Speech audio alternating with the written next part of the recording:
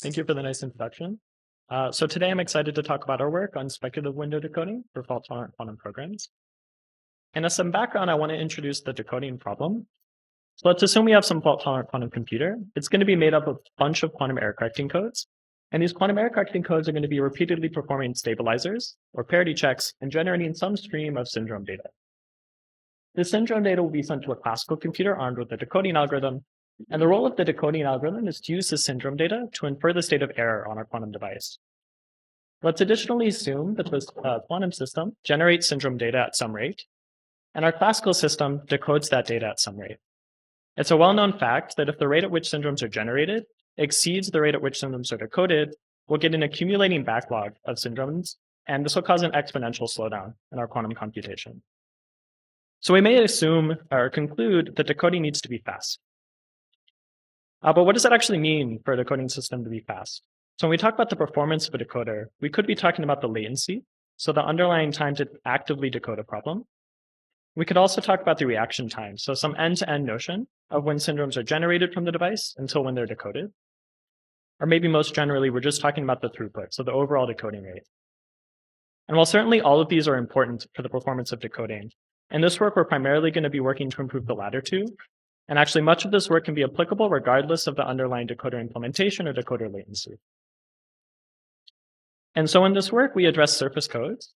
And for surface code decoding, our decoding graph has vertices corresponding to stabilizers and edges corresponding to possible error mechanisms. We may have flipped stabilizers corresponding to syndromes, and the role of the decoder is to come up with some matching between these.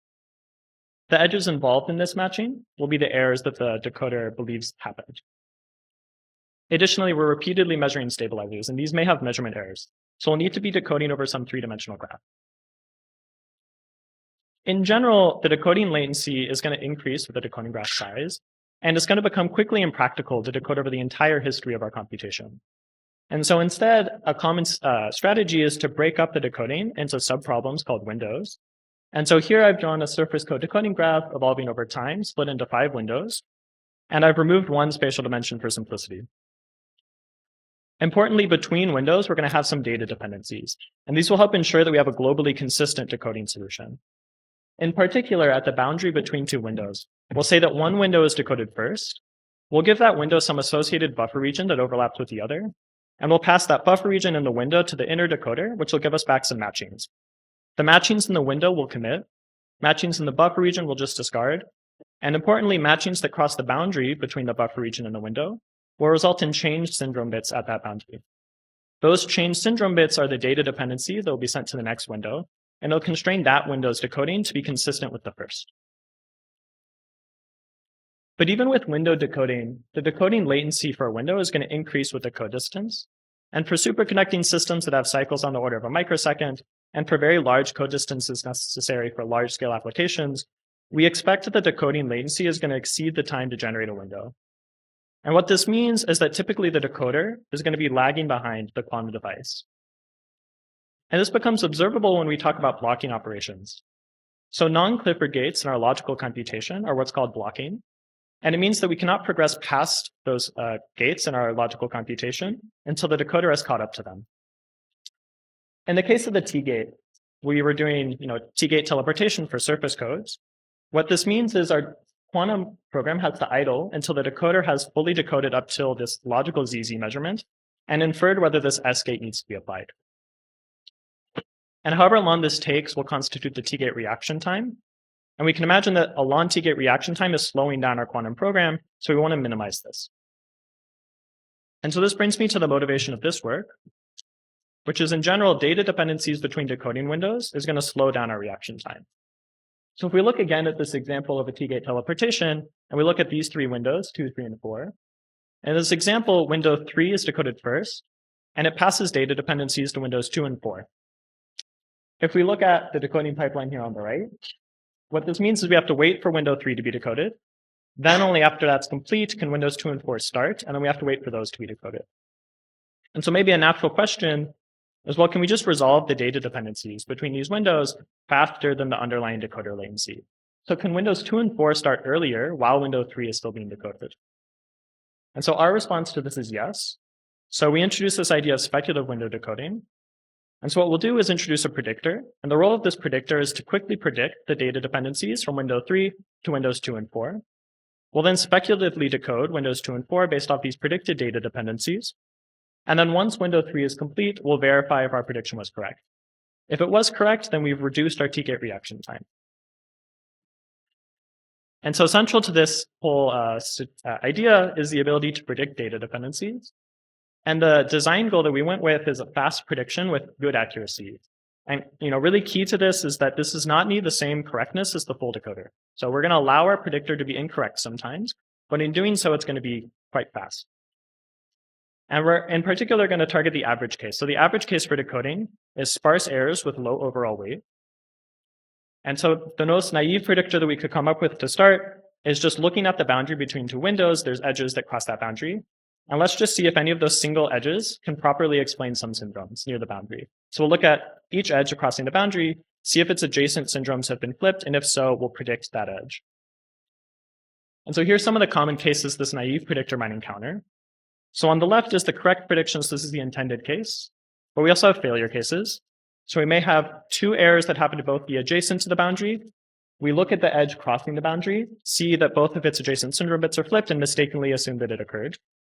We may also have false negatives, so maybe a weight 2 error chain where we don't see both flipped syndrome bits and predict the error did not occur.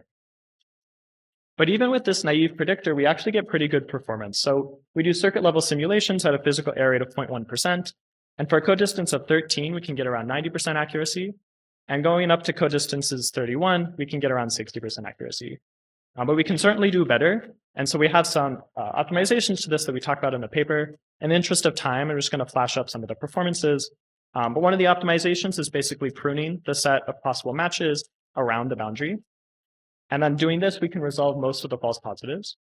And then another optimization is pre-computing some of these weight 2 error chains. And this allows us to reduce some of the false negative cases. And so the punchline is we can have a predictor with about 90% accuracy for very large code distances. And importantly, we design our predictor to be easily parallelizable. And so in a parallel implementation, it actually runs in constant time with respect to the code distance. And so implementing this on an FPGA, we see consistent runtimes less than a microsecond. And so I talked about 90% prediction accuracy, but that also means we will be incorrect sometimes. And so we need some strategy for handling when we're wrong. And so we evaluated 3 different misprediction strategies. So the first one we'll call pessimistic. And so if we have a misprediction at a boundary, we'll look at the window that's affected, and we'll restart that window's decoding, and all of its descendants in the dependency graph. Another strategy is the adjacent speculation strategy. And here we'll only restart windows that used a prediction on an adjacent boundary to one that was mispredicted. And then finally, an optimistic strategy only restarts the window itself that was affected. And so we evaluated all 3 of these, and we found that the optimistic strategy performs best. And really the idea here is being pessimistic overly aggressively restarts decoding of windows that were actually going to be correct. And so the intuition for this is that these decoding windows are quite large. And so a misprediction on one boundary, we don't necessarily expect to propagate to another boundary. Again, errors are typically sparse. And so we can afford to be optimistic. We also come up with a proposed integration of this within some superconnecting system. And just some key points to punch here. So we're presuming out of fridge decoding. And so to deal with some possible concerns with communicating in and out of the fridge, we propose using 2 existing techniques. So the first is the use of polyframes. So our decoding results are going to be stored in software and applied to logical measurement results. And what this means is we don't need to send physical corrections back into the fridge. Additionally, we know errors are going to be sparse. And so we can compress the syndrome substantially and reduce the amount of information we need to send out of the fridge during readout. We also do some program level evaluation. And so our goal here was to evaluate how window decoding and speculative window decoding impacts the overall program runtime for interesting fault-tolerant programs.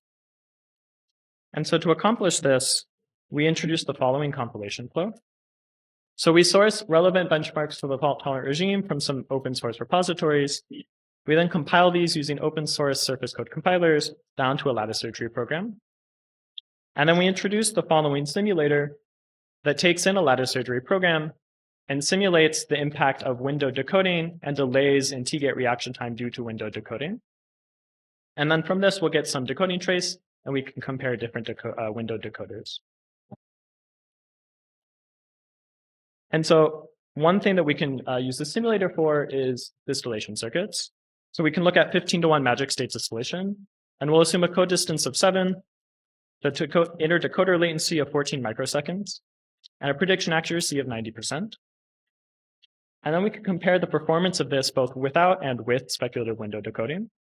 If you haven't seen these types of plots before, each slice here is a surface code. And so each slice in the XY plane is the state of our surface code computation, some of which are merged together according to lattice surgery, and it's evolving over time. The green volume here are T-gates that are being teleported in. The gray volume is lattice surgery merge operations. This red volume is idle operations that have to occur while we're reacting and waiting for our decoder to react to T-gates.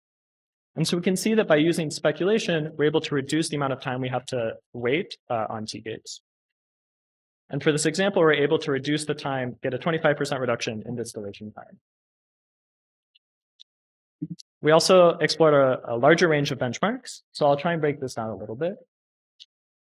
So we first looked at micro benchmarks. These are small, commonly used subroutines in the fault-tolerant regime. And here we can see on average about a 40% reduction in the benchmark runtime, but there is some uncertainty. And so this uncertainty is denoted by these black bars. And this uncertainty comes from two places in our simulations. So when we're doing a T-gate teleportation, the S gate that is applied afterwards is probabilistic. Additionally, we're doing speculation, and we may have mispredictions that are probabilistic. But in the limit of large benchmark applications with more than 10,000 T-gates, we see that this uncertainty kind of averages out, and we see kind of a consistent 40% reduction. I also want to point out this kind of like paler area. So the bottom of that is what happens if we have perfect prediction, so 100% accuracy. And then the top of that is what we see with our 90% prediction accuracy. So there's still some room to improve the runtime if we continually improve our predictor.